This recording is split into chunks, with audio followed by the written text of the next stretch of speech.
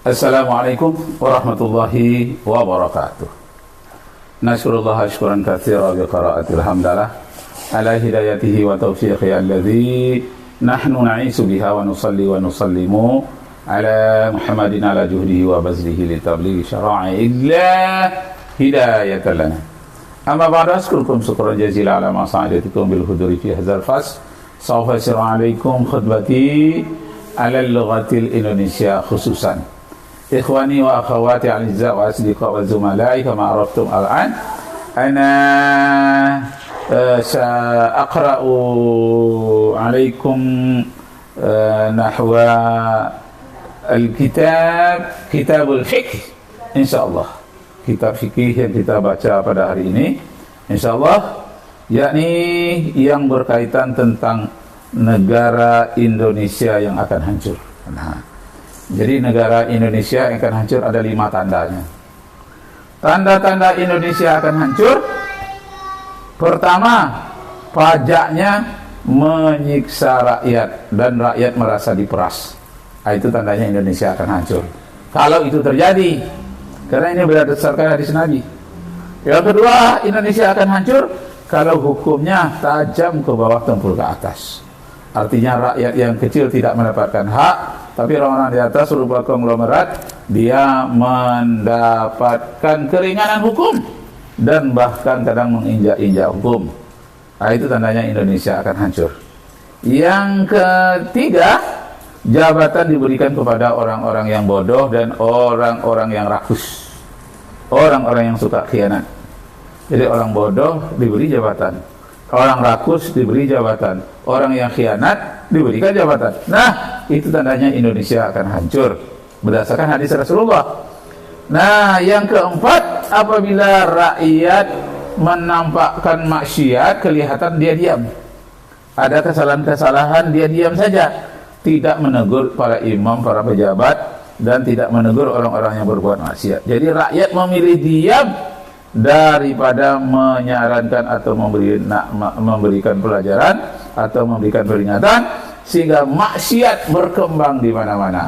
Dalam hadis dikatakan oleh Rasulullah, ya'ti 'alan nasi zamanun la tutaqul ma'isata fihim illa bil ma'siyat hatta yukadziba ar-rajulu wa yahli fa idza kana dzalika zamanun fa 'alaikum bil harbi. Qila ya Rasulullah ila aina mihrab ya Rasulullah? Qala Rasulullah ila Allah ta'ala ila kitabihi wa ila sunnatin nabiyyi. Akan datang suatu masa nanti kepada umatku, kata Rasulullah SAW, manusia belum merasa hidupnya berbahagia sebelum dia melakukan perbuatan maksiat, sehingga manusia tidak segan-segannya berdusta, tidak segan-segannya bersumpah. Sebelum dia korupsi, dia belum merasa puas, dan mereka melakukan bersumpah, berdusta dan bersumpah. Hatta idza kana dzalika zamanun, apabila datang zaman seperti itu, kata Rasulullah, fa'alaikum bil harbi. Cepat-cepatlah kamu lari. Ila aina mihrab ya Rasulullah? Kemanakah kami akan melarikan diri? Jawab Rasulullah, ilallah ta'ala ila kitabihi wa ila sunnatin nabi. Larinya hanyalah kepada ajaran Allah, ajaran kitabnya, dan lari kepada sunnah Nabi sallallahu alaihi wasallam. Nah, jadi larilah kepada Allah, maksudnya larilah kepada Al-Quranul Karim. Wa man lam yahkum bima anzalallah fa ulaika humul kafirun. Surat Al-Maidah ayat 44. Siapa yang tidak memutuskan perkara sesuai dengan yang diturunkan oleh Allah, maka dia adalah kafir. Ayat yang ke-45, wa man lam yahkum bima anzalallah fa ulaika humuz zalimun. Siapa yang tidak memutuskan perkara sesuai yang diturunkan Allah, maka dia orang yang zalim. Ayat 47 dinyatakan, wa man lam yahkum bima anzalallah fa ulaika humul fasiqun. Siapa yang tidak memutuskan perkara sesuai dengan yang ditentukan, yang diturunkan oleh Allah, maka dia orang yang fasik. Siapakah ini orang yang kafir, zalim dan fasik? Orang yang kafir ini mengingkari hukum-hukum Allah karena ingin memuaskan nafsunya. Yang kedua, zalim adalah orang yang berbuat aniaya sewenang-wenang dia langgar hukum Allah untuk kepuasan nafsunya. Yang ketiga, orang yang fasik, dia sudah tahu tapi tidak mau. Kenapa? Karena dia tidak mau menegakkan kebenaran, karena dia takut, sangat takut. Dia itu adalah orang fasik, tahu tapi tidak mau, tahu tapi tidak mau, orang fasik. Kalau orang suka sewenang-wenang, zalim. Kalau dia mengingkari, apa itu sudah kuno, hukum Al-Quran itu katanya, maka dia kafir. Nah, Bapak Ibu saudara-saudara sekalian, yang kelima tanda-tanda Indonesia akan hancur adalah ketidakadilan dibiarkan terpampang di hadapan kita. Nah, pemerintah tahu, masyarakat tahu, tapi ketidakadilan dibiarkan saja. Terutama masalah tanah sekarang, tanah yang menganggur, yang disita, tanah masyarakat yang sudah berkampung di situ beratus tahun diambil oleh pengusaha-pengusaha dari luar, seperti yang terjadi di Rempang, seperti terjadi di Banten, seperti terjadi di Kalimantan, seperti terjadi di Medan, di Aceh, di Riau apalagi. Bahkan di dalam kota Pekanbaru sendiri, apalagi di pinggir kota, datang saja orang-orang dari Medan, dari Jawa, dari Nias, dari mana-mana, ini tanahku katanya. Dengan berbagai-bagai cara dia cari dekengan, kemana-mana dia berani berkelahi untuk itu.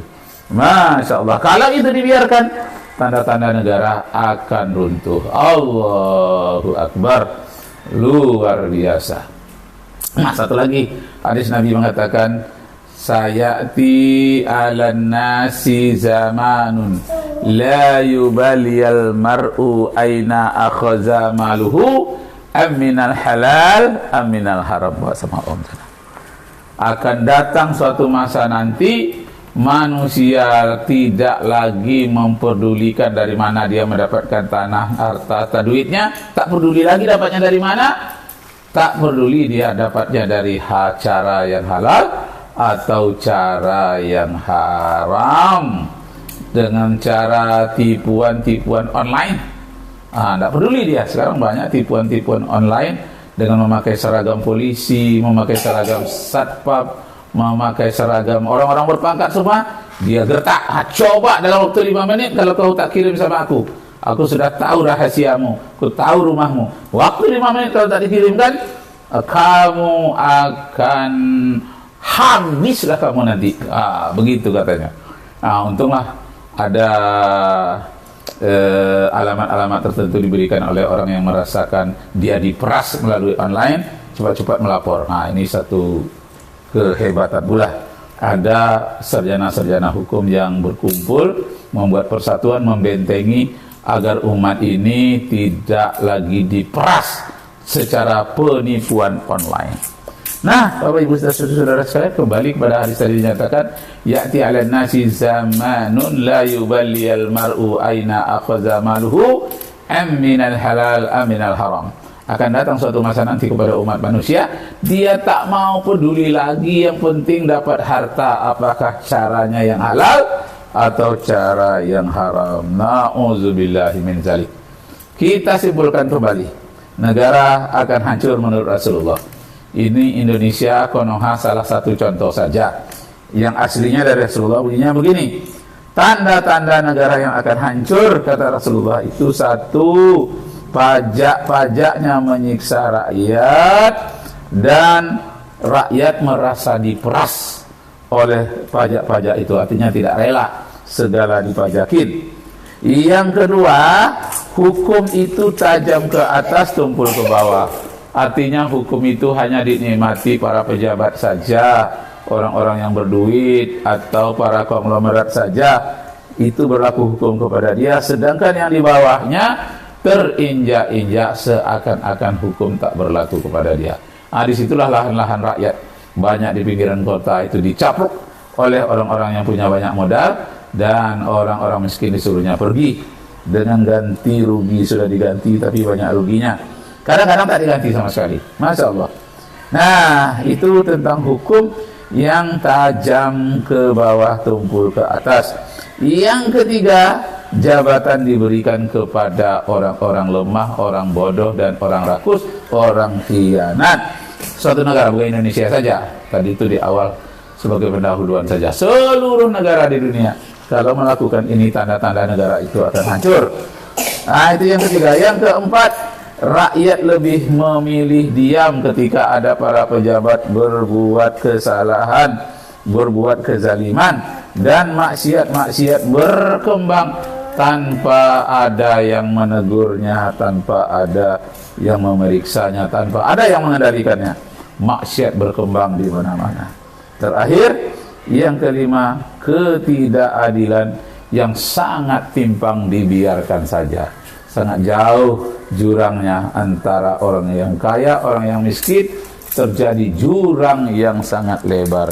Yang miskin makin miskin, yang kaya makin kaya. The right get more richer, the poor get more children.